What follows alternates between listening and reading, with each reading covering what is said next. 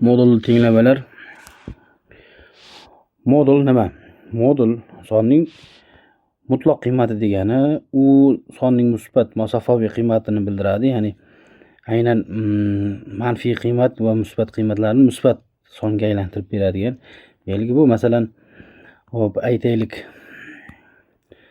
a sonini moduli mana shu ikkita tayoqcha orasidagi son, shu son uchun ishlatiladigan modul belgisini anglatadi, amalini. Ya'ni masalan 5 ning moduli bu 5 ga teng, -5 ning moduli esa albatta bu ham 5 ga teng, chunki -5 ning moduli har doim musbat qiymatga aylanadi.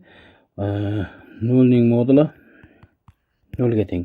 Modul har doim musbat yoki 0 bo'ladi. Modul qanday ochiladi? Agar bizda x modul ichida bo'lsa, demak x modul ichida qanday ochiladi? Demak, ikkita holat bo'lishi mumkin. Agar modul ichidan x chiqadi, qachonki xo'sh x katta yoki teng 0 bo'lsa, minus x chiqadi qachonki x kichik 0 bo'lsa, ya'ni manfiy son bo'lsa.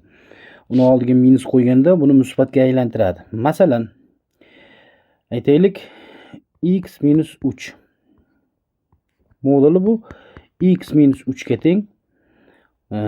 X 3 dan katta yoki teng bo'lganda x minus 3 ning moduli 3 minus x ga teng. Demak, bu x kichik bo'lganda 3 dan. Xo'p, ana endi modulli tenglama nima? Modulli tenglama bu o'zida modul belgisini ichiga olgan tenglama hisoblanadi. Masalan, x ning moduli a ga teng bo'lsin. Xo'sh, agar bunda ikkita holat kuzatishimiz mumkin. A 0 dan kichik bo'lsa, demak yechim yo'q. Demak, a 0 ga teng yoki 0 dan katta bo'lsa, unda ikkita holatni kuzatishimiz mumkin. Ya'ni qanday? X plus minus a ga teng bo'lishi mumkin yoki x agar 0 ga teng bo'lganda 0 ga teng bo'lishi mumkin. Aynan 0 ga teng bo'lgan holatda. Xo'p, aytaylik, modul ichida x teng 7. X ning qiymati 7 bo'lishi mumkin. X ning qiymati -7 bo'lishi mumkin. Chunki x o'rniga 7 qo'yganimizda ham moduldan 7 chiqadi, -7 qo'ysak ham moduldan 7 chiqadi. Agar bizda x modulda teng -3 bo'lsa, bunda yechim yo'q hisoblanadi. Chunki modul ifoda hech qachon manfiy songa teng bo'lishi mumkin emas. Xo'sh, davom etamiz.